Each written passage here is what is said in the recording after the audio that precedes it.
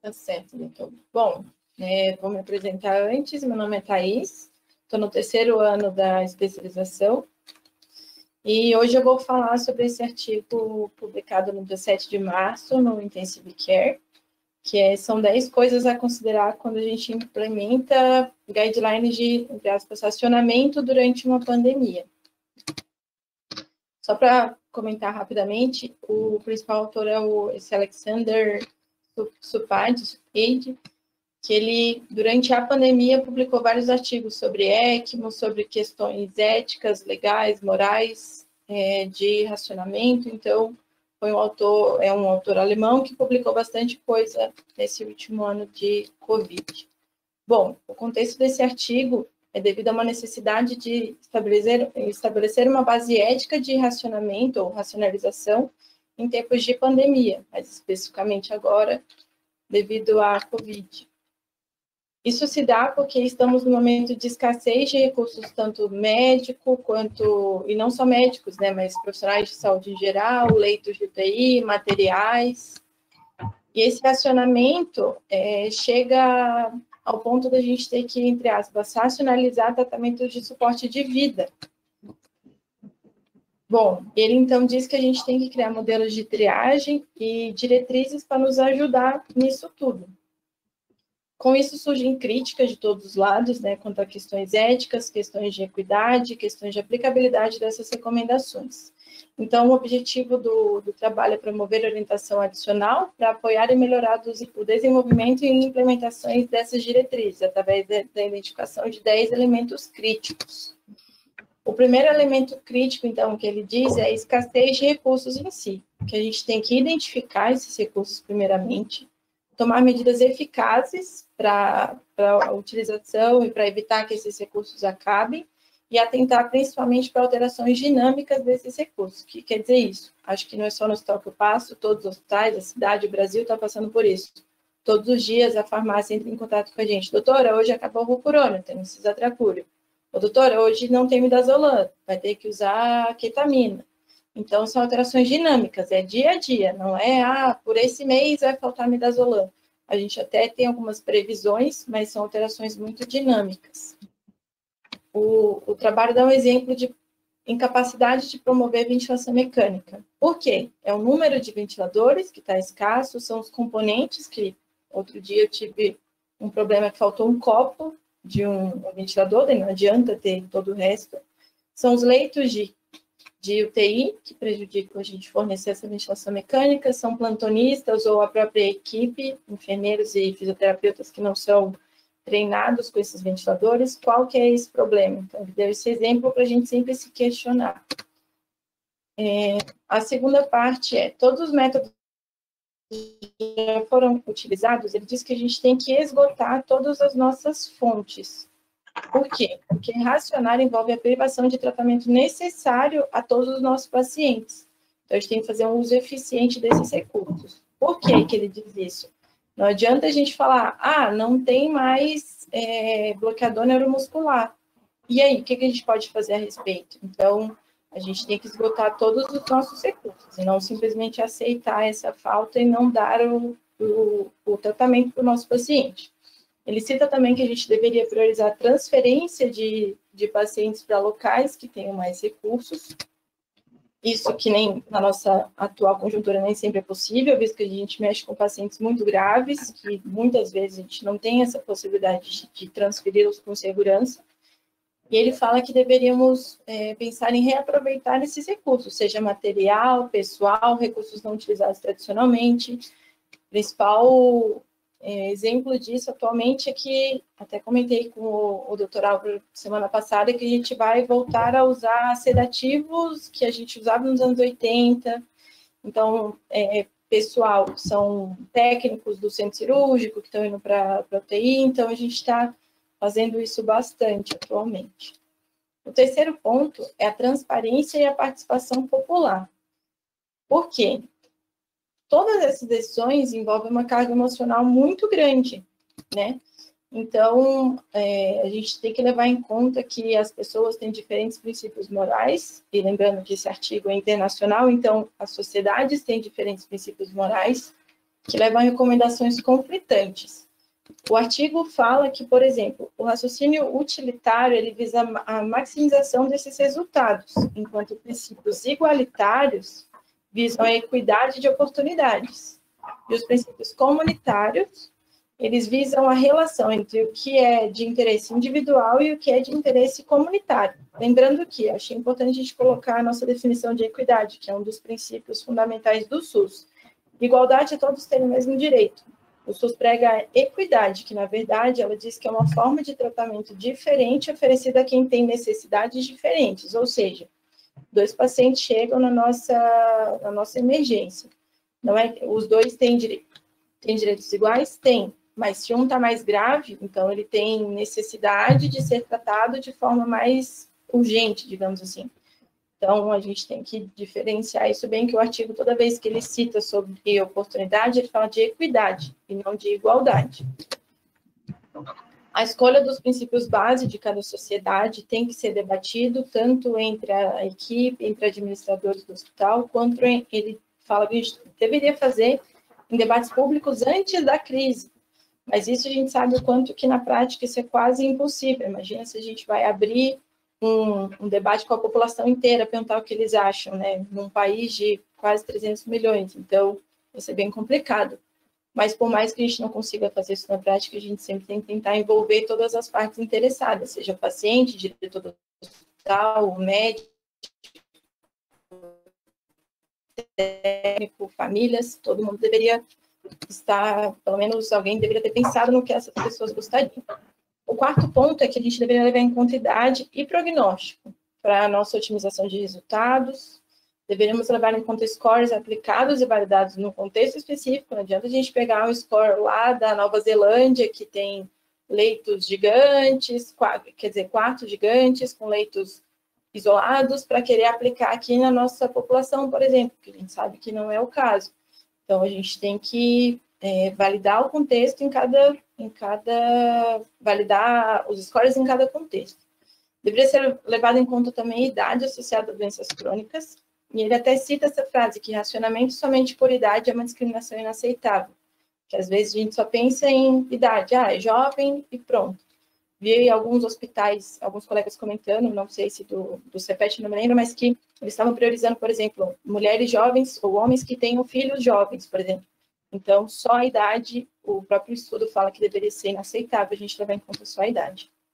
O quinto ponto é a responsabilidade pelas decisões. Quem que decide quem vai ou quem fica? Quem que decide na UTI ou na emergência? Quem que decide quem recebe tal medicação? Deveriam ser criados comitês de triagem para tirar esse peso do médico, que a gente já está lá na beira do leito, sob estresse. Então, para tirar esse peso da gente, deveriam ser criados esses comitês. Mas nós mesmos sabemos que esses comitês podem se tornar ineficazes devido à complexidade e duração dessa pandemia. Inicialmente, fica mais fácil criar um comitê quando está tudo sob controle. Difícil é continuar com esses comitês mais para frente, mas o estudo fala que a gente deveria tentar mantê-los para tirar o peso dessa decisão de quem está na beira do leito. O sexto ponto são alvos e preferências dos nossos pacientes. Isso aí não é uma questão de pandemia, isso é uma questão humana, né? Eu acho que sempre foi um foco do CEPET, que é uma coisa que eu gosto bastante, que a gente sempre priorizou o que o nosso paciente gostaria, o que o nosso paciente deseja, não só em questão de limitação de suporte de vida, mas de questão de o que a gente vai fazer por ele, que a gente estaria interferindo na ética dele, nas vontades dele, claro, tudo relacionado ao nosso papel de salvar vidas, mas a gente sempre tem que ter em mente os alvos pessoais e preferências de cada paciente. E para os que não têm capacidade de decidir por si, a gente deveria envolver alguém responsável. O sétimo ponto, ele fala sobre pacientes deficientes e desfavorecidos, pobreza, racismo, que a gente tem que sempre lembrar de considerar a perspectiva das populações vulneráveis, porque pobreza, baixos índices de educação, teoricamente levam a um pior estado de saúde, assim como problemas étnicos, problemas raciais. A gente sabe que tudo isso pode levar a um pior estado de saúde, principalmente num país como o nosso, que a gente tem tanta desigualdade social nesse sentido. Então, a gente sempre tem que lembrar de ajustar essas decisões para lidar com essas disparidades. O 8º ponto seria a priorização de grupos específicos. Ele diz que a gente deveria, não que a gente deveria, mas que a gente poderia priorizar grupos baseado no seu valor de trabalho. Ele cita, por exemplo, o caso da distribuição de vacina inicialmente para profissionais de saúde, né, que a gente faz isso no nosso país, assim como vários países têm feito. A priorização deve ser justificada e transparente sempre. Não adianta a gente priorizar na nossa cabeça, não avisar ninguém. Então, assim como todos os países têm feito, por exemplo, para a distribuição de vacina, por exemplo, primeiro para nós profissionais. Lembrando que essa priorização não pode ser desproporcional ao ponto de prejudicar outros grupos. Então, assim, a gente não pode priorizar totalmente um grupo em detrimento dos outros. Então, a gente sempre tem que balancear isso aí.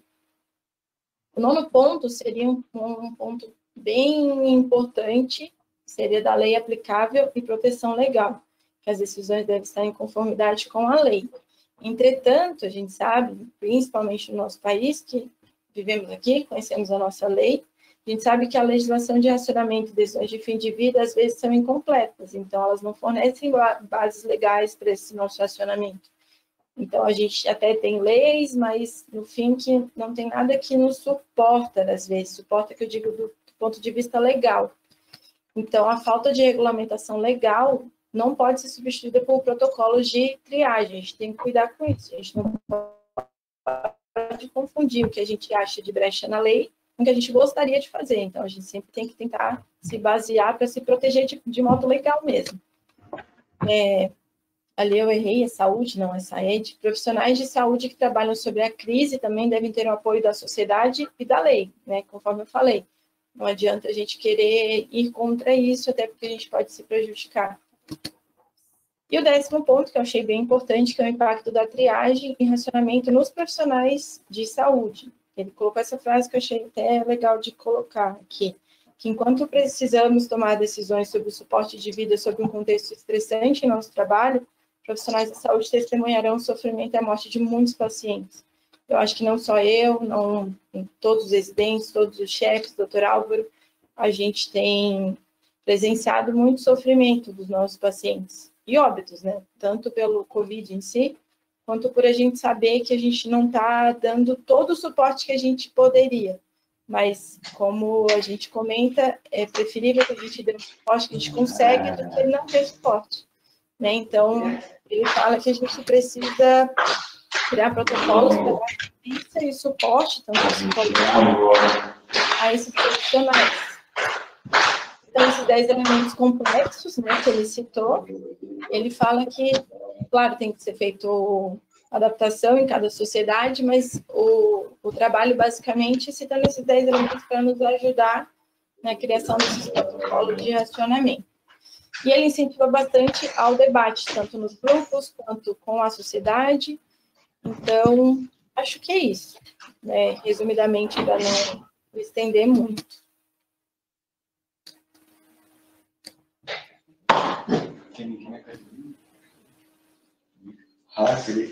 Thaís, ótimo, excelente.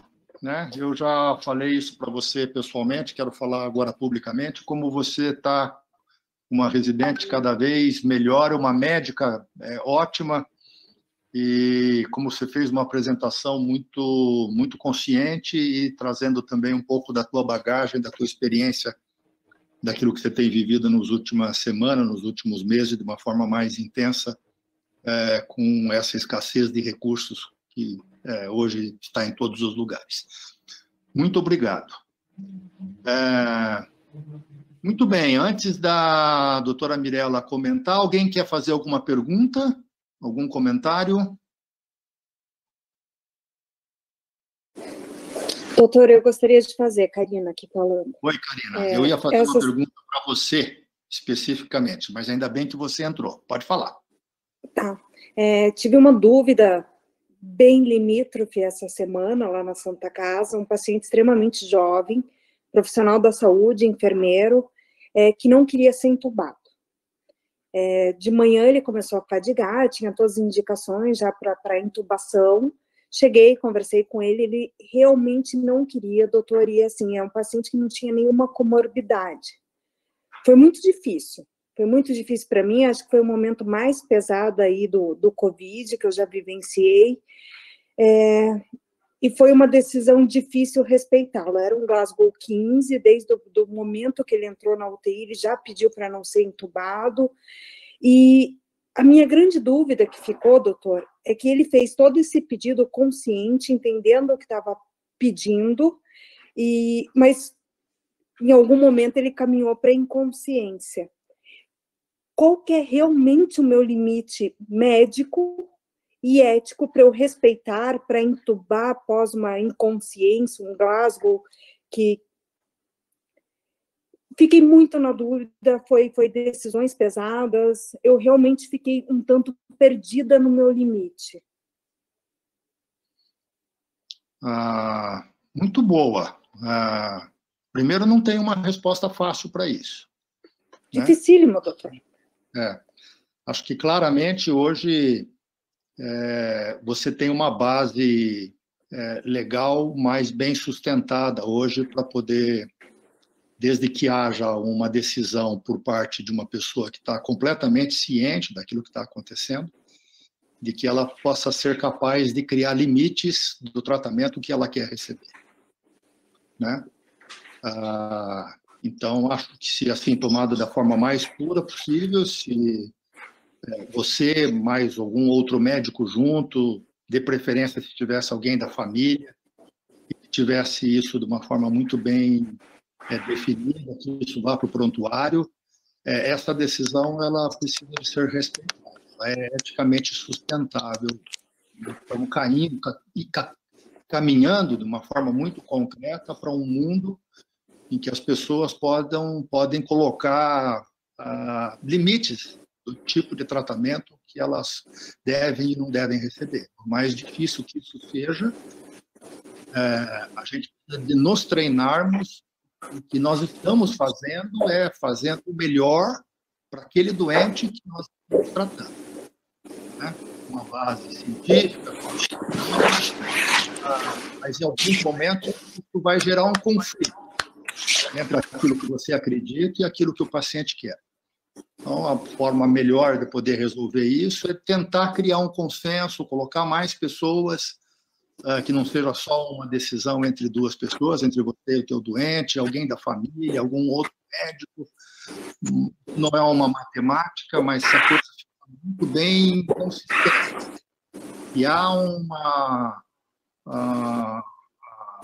uma decisão muito bem informada por parte de quem está tomando a decisão, ela precisa ser respeitada e você precisa continuar sendo o médico dessa pessoa e gerando conforto no limite daquilo que ele te deixou fazer, daquilo que ele permitiu, daquilo que ele quis.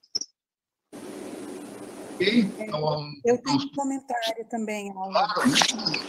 E, na verdade, eu queria passar a bola para você, você comentar isso e comentar. Não sei se alguém tem o microfone aberto. Eu acho que alguém está com o microfone ligado, não dá para escutar direito. Não dá para escutar direito. Bom, eu queria falar sobre isso que a Karina acabou de comentar. Queria comentar sobre isso que a Karina acabou de falar, gente, porque tem sido cada vez mais comum. Isso deve-se ao fato, não é uma situação da Santa Casa, nem uma situação da cidade de Curitiba, mas é uma situação do Brasil. Eu tenho conversado aí com diversos colegas, enfim, isso tem aparecido cada vez mais uma preocupação, inclusive, da sociedade, da Associação de Medicina da AMIB, porque a crença que se espalhou é que a intubação, se o doente é intubado, aumenta a mortalidade, né? Então, cada vez mais notícias de que os doentes intubados, a mortalidade é de 80%, isso tem tido uma interpretação de que intubar é sinônimo de que aumentar a mortalidade e ficar extubado, a mortalidade é menor. Então, lá no HR, principalmente, isso tem sido cada vez mais comum. Hoje nós ainda falamos sobre isso, porque muitos doentes recusam a intubação e ficam com volumes minutos e com taquipneia durante muito tempo. Isso a gente sabe também que acaba fazendo lesão do pulmão, autoinfligida e tudo mais, e a gente com cada vez mais dificuldade. Eu, particularmente, nós lá, essa é uma decisão médica, eu acho que cabe a gente esclarecer, inclusive para o paciente, essa interpretação equivocada a respeito da intubação orotraqueal / mortalidade, né? Deixar bem claro que isso é uma falácia, enfim, que isso é uma decisão médica. Agora, família sempre envolvida, a gente tem envolvido família, e a gente tem assinado TCLE com testemunha, para que a gente possa deixar bem documentado que foi um respeito à autonomia do doente. Mas, infelizmente, isso está cada vez mais frequente. Hoje ainda conversamos sobre isso, o grupo do CHT pelo WhatsApp, porque tem sido uma preocupação a mais, assim, para todos nós. Bom, basicamente era isso, Karina, que eu queria falar sobre o que você comentou. Muito difícil, né? Você vê um doente em insuficiência respiratória aguda, que na sequência perde até a consciência, hipoxêmico, e você não fazer um procedimento que eventualmente, né, poderia salvar aquela vida. Afinal, não morrem todos os doentes em ventilação mecânica, principalmente os mais jovens e sem comorbidade, né? Então, é situação muito difícil.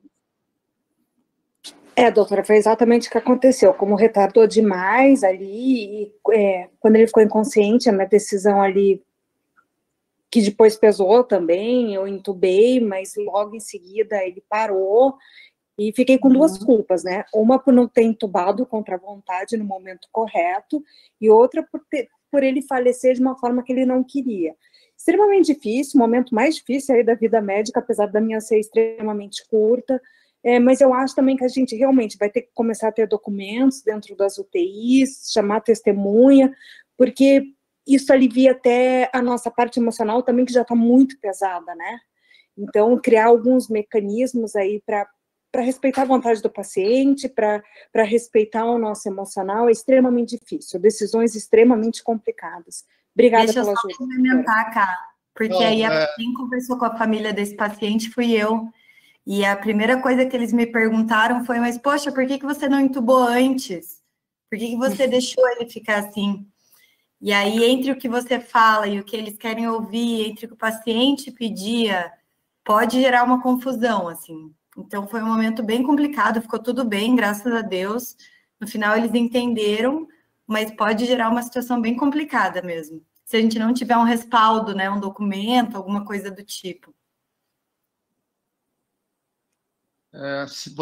Você sabe já que houve aí uma contradição.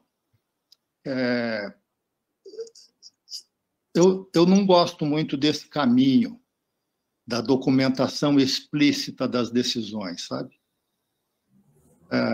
A gente criou um grupo que, ao longo do tempo, foi se acostumando a tomar decisões de limite de suporte de vida baseado numa confiança e na busca de um consenso na beira do leito, né? Eu, sinceramente, não entendo bem, não quero de forma nenhuma polemizar, mas não queria que a gente fosse por um caminho de que essas decisões precisam ser escritas e assinadas, porque senão a gente está indo para um caminho de que por que algumas decisões de limitação de suporte de vida são assinadas e outras não são.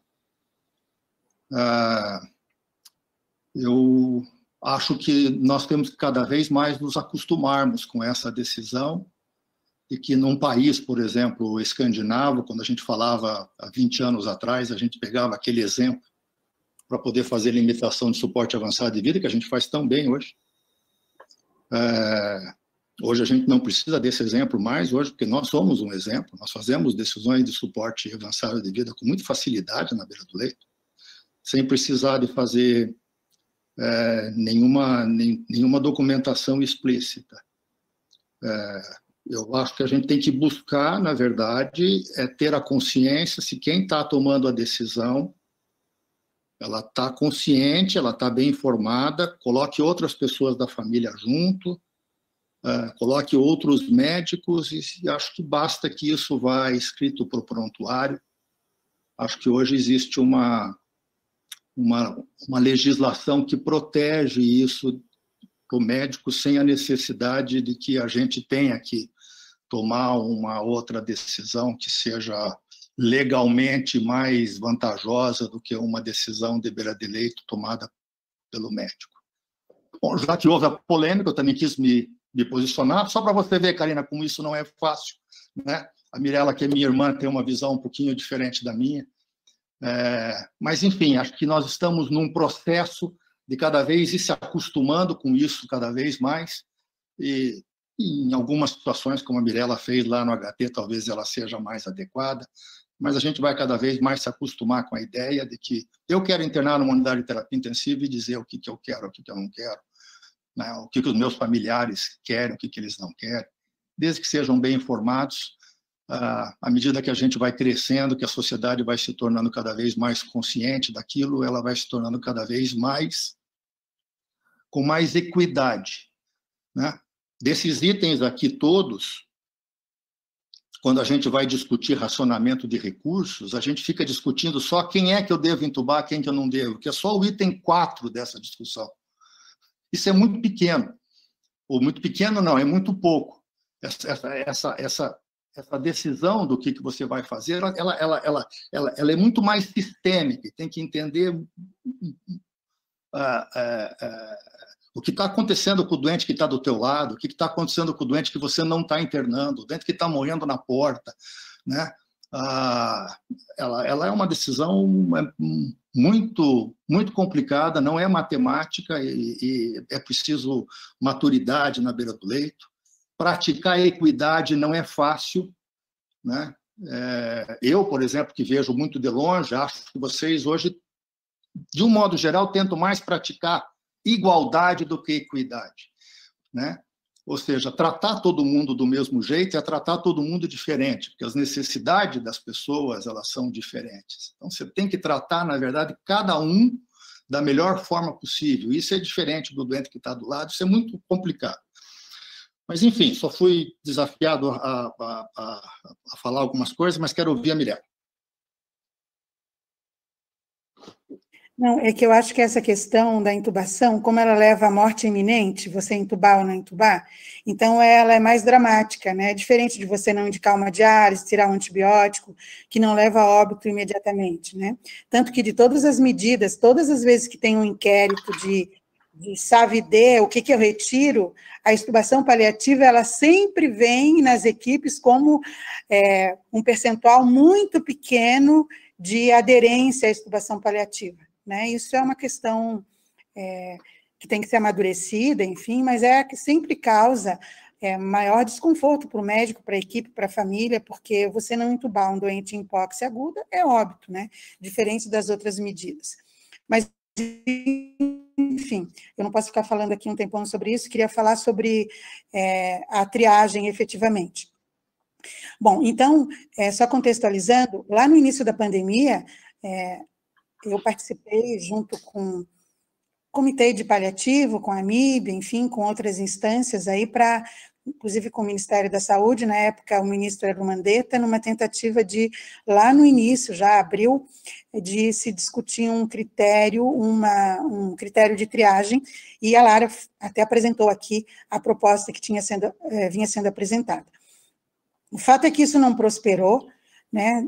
Todo mundo sabe o que aconteceu na sequência com o Ministério da Saúde, mas também não prosperou nos estados, de maneira geral, na maioria deles.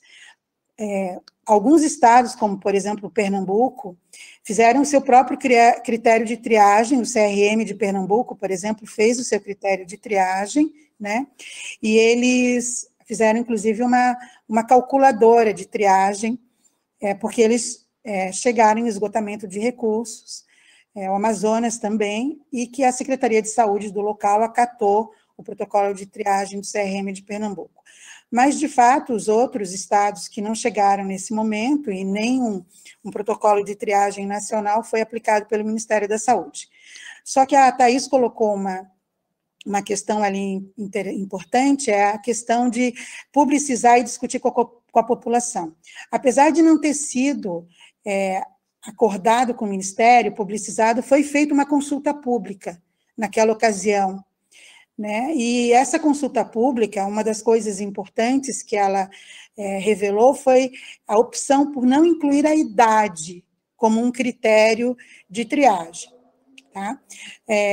Isso passou desapercebido, porque efetivamente o protocolo ele não foi validado, enfim, utilizado, proposto para os estados, mas agora que efetivamente chegamos na situação de escassez de recurso, né?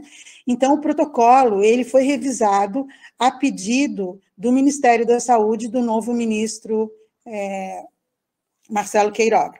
Então, nesse final de semana, a gente discutiu aí o protocolo, a equipe, a Lara liderou, junto com a equipe de paliativo, e esse protocolo novo, ele já levou em consideração os critérios aí da consulta pública, e, resumindo, tem algumas condições essenciais para que você possa implementar um protocolo desse. São 11, na verdade, eu não vou citar aqui todas, mas uma importante é o reconhecimento de estado de emergência em saúde pública, né? Então, esse é um pressuposto que você tem que ter. Segundo, o reconhecimento de que tem havido esforço razoável para você oferecer os recursos para aquela população, né? Tem que alinhar o protocolo com o gestor, tem que fazer anúncio público do início e encerramento do protocolo, tem que monitorizar todos os itens de escassez para você suspender ou não o protocolo, os hospitais têm que fazer comissão de triagem, organizada por diretor técnico, enfim, tem uma série de questões aí que tem que ser cumpridas para você implementar o protocolo. O que foi escolhido para ser observado pela equipe de triagem? Então, veja que isso não é uma decisão do médico que está à beira de leito, ele não pode decidir que ele vai sozinho, em tese, né, idealmente. Não, eu vou triar esse ventilador para esse doente porque ele é jovem e ele é pai de criança. A diretriz não é do médico que está na ponta, a diretriz é da instituição, de preferência do Estado, do município, da federação, né? E o que foi escolhido para ser proposto, eu não sei se o Ministério já colocou na página, deve colocar aí nos próximos dias, de hoje para amanhã, é uma calculadora muito simples. Essa calculadora, ela leva em consideração apenas 3 itens. O primeiro item é o nosso velho amigo SOFA. O SOFA, ele dividido, então, na pontuação 1, 2, 3, 4, o SOFA menor ou igual a 8 ganha 1, o SOFA maior do que 14 ganha 4. A avaliação da presença de comorbidades, utilizando uma escala, que é uma escala diferente do nosso dia a dia, que é a escala SPICT, que é uma escala que é utilizada pelo pessoal do cuidado paliativo, é a Supportive and Palliative Care Indicators Tool. Ali você vê aquelas comorbidades, o que é considerado comorbidade ali na escala, e se tiver, você dá 3 pontos, se não tiver nenhuma daquelas, é 0 ponto. E, por último, no lugar da idade, uma escala de funcionalidade, que é utilizada nos pacientes geriátricos oncológicos, que é a ECOG, e ela é basicamente de 0 a 1, 2, 3 e 4 pontos, de acordo com a funcionalidade simples, como tem outros índices aí de funcionalidade, mas você dá pontos para o paciente faz as suas atividades normais ou ele está retido no leito, por exemplo.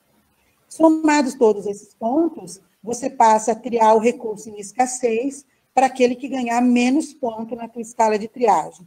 E se houver empate entre pacientes, você deve usar, a proposta é que você use o menor score do SOFA atual. Você também pode levar em consideração, e deve levar em consideração, o julgamento clínico da equipe de triagem também. Mas evitar muito ser subjetivo, né? E usar essa escala que é relativamente simples.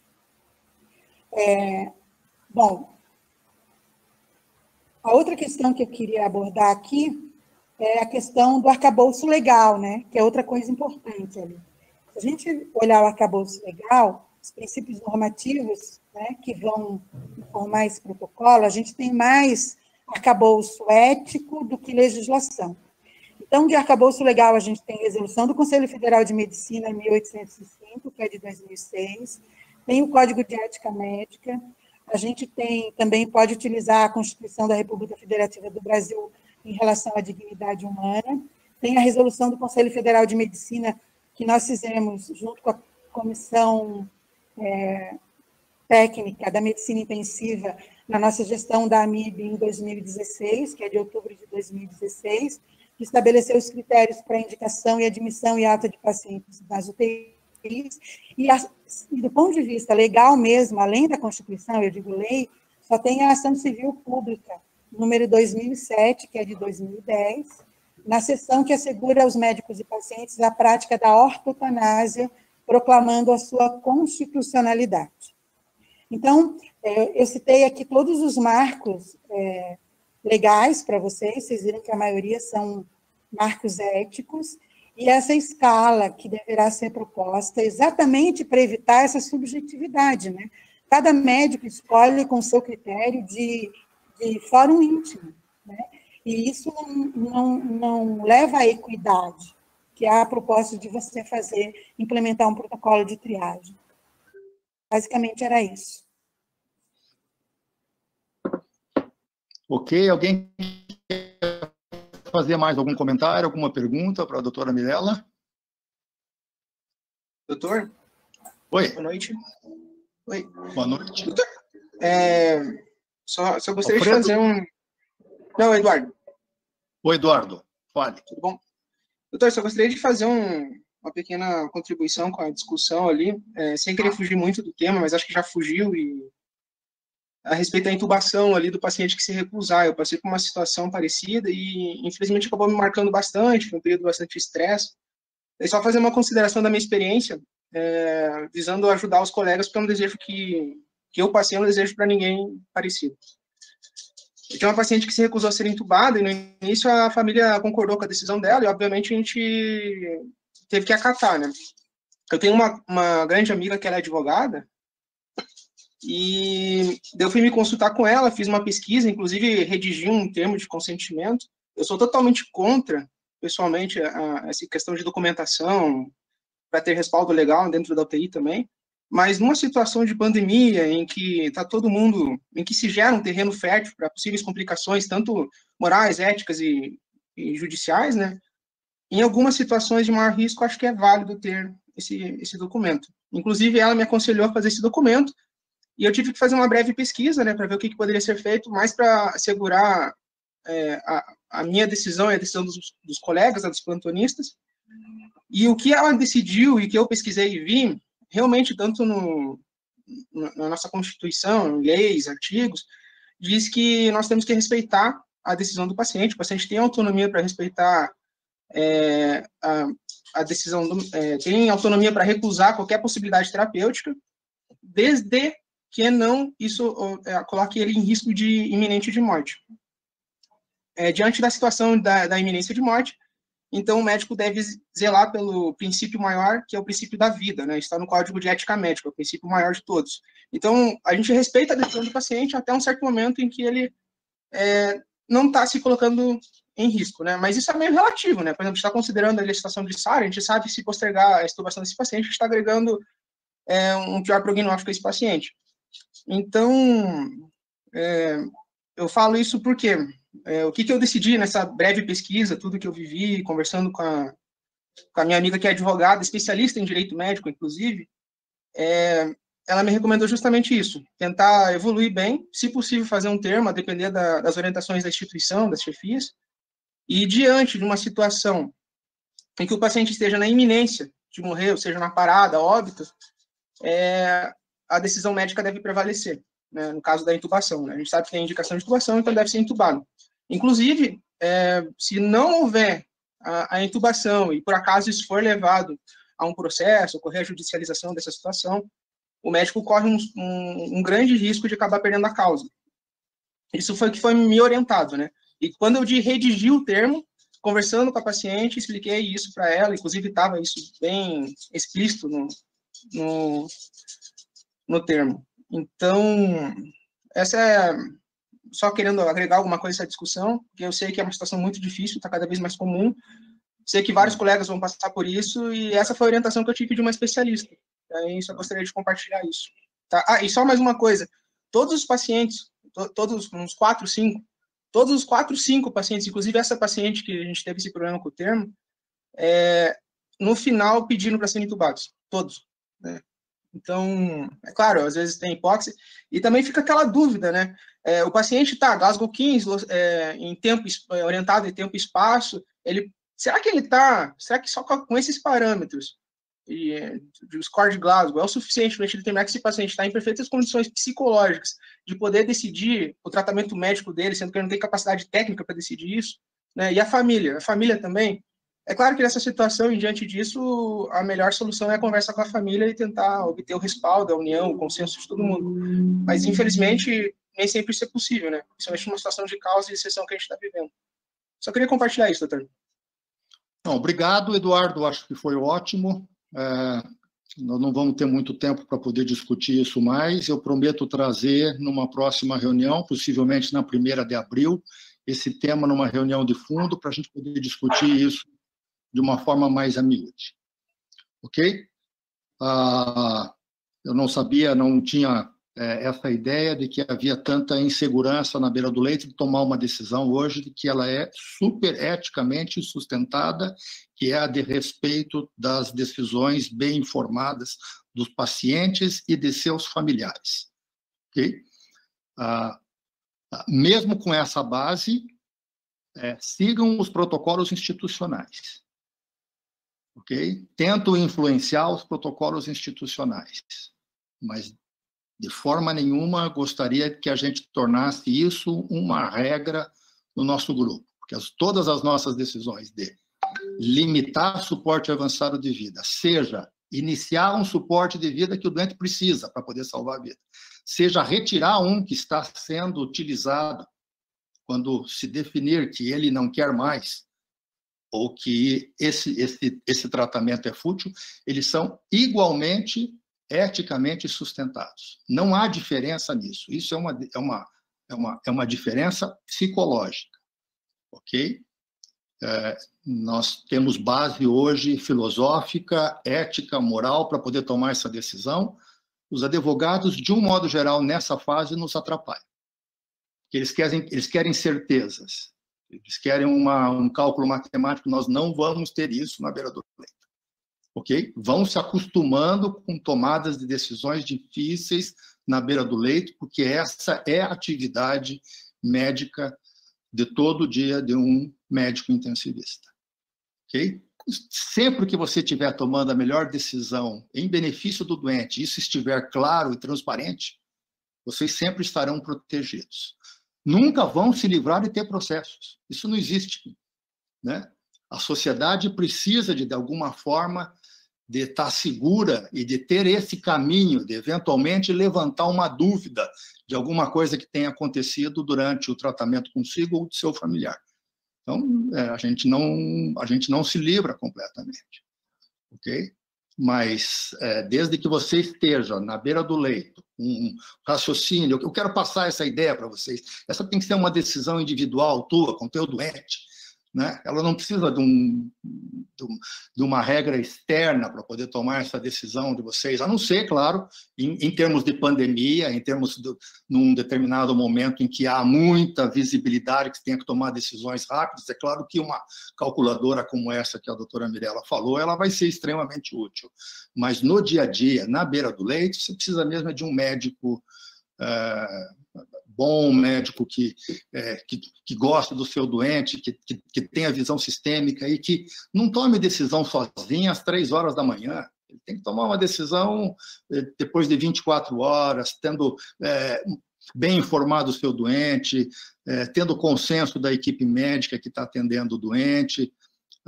Enfim, ela não é uma decisão fácil de ser tomada, mas ela não vai ser resolvida com um TCLE.